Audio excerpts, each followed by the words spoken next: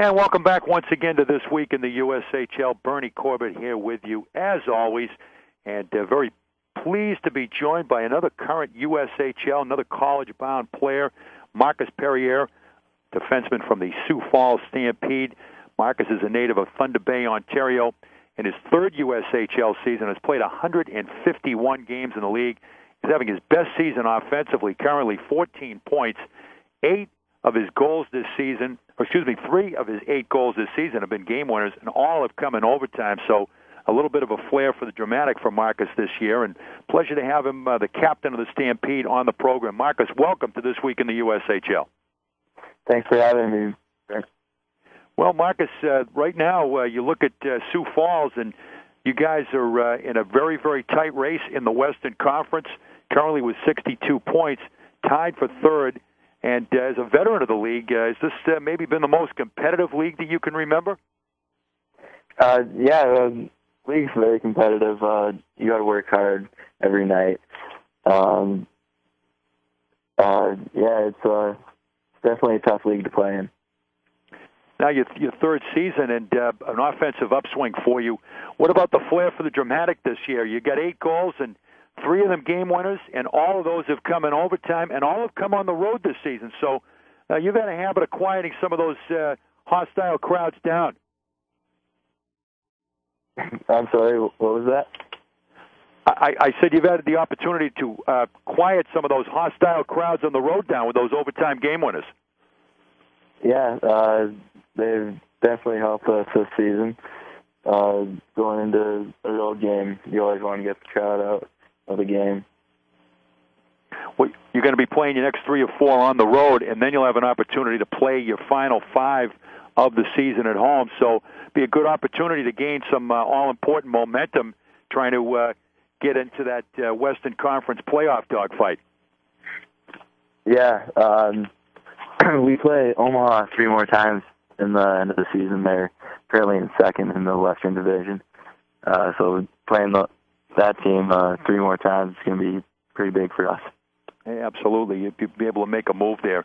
And looking at your background coming to the USHL, you've come down from north of the border, native of Thunder Bay, Ontario. Thunder Bay has been pretty good proving ground for the NHL, college, and the USHL. Case in point, a couple of guys, Patrick Sharp and Ryan Johnson, both of the Chicago Blackhawks. And what about the influence to come down and play in the USHL as a native of Ontario? What brought that about? Was there anybody in particular that pointed you in that direction? Well, my dad, he had a pretty big influence. He wants me to get a good college degree and playing hockey while doing it. So coming to the USHL, it would be a better stepping stone than staying back home and playing juniors there. Just helped me to get looked at by some different colleges and hopefully find the right fit for me. Well, hopefully Bowling Green will be the right fit for you come next season. Your development in Sioux Falls, you've had the opportunity to play for Kevin Hartzell. He's a former collegiate player, former Minnesota Gopher. What about playing for Kevin, one of the really all-time great coaches in the USHL? He's nearing his 400th USHL win and has a tremendous reputation as a mentor for young players both on and off the ice. Yeah, Coach Hartzell's a great coach. He really trusts his players to make plays themselves. He doesn't use a lot of systems. He has a lot of trust for every player on the team. He's a great coach. Tries to help us as much as he can if we have any questions. He's always open to listen to us and try and figure out what will help us best. He really wants us to develop both as a player and a person in society. You know, also, Marcus, playing for the Sioux Falls program under Coach Hartzell, you've got some interesting off-ice activity, particularly your team-building activities. Just tell us a little bit about the challenge weekend you had at the beginning of the season, what that was all about, and how that has paid dividends for your team this year. Yeah, the past few years, we bring in a Navy SEAL, and he puts us through a little challenge weekend. It starts out with waking up early, maybe 5 a.m., getting a good practice in, and then right from practice, we'll head over to the pool, do some Navy SEAL stuff in the pool, and then we'll go over to one of the hills in town, and we'll carry these big tubes around, and it's all communication, and he breaks up into little squads, and we'd have to work as a team to get the task done that he provides for us. And I guess after working with a Navy SEAL, Kevin Ziegler, your strength coach, he probably looks like a day at the beach after that. Yeah, that weekend's always pretty tough.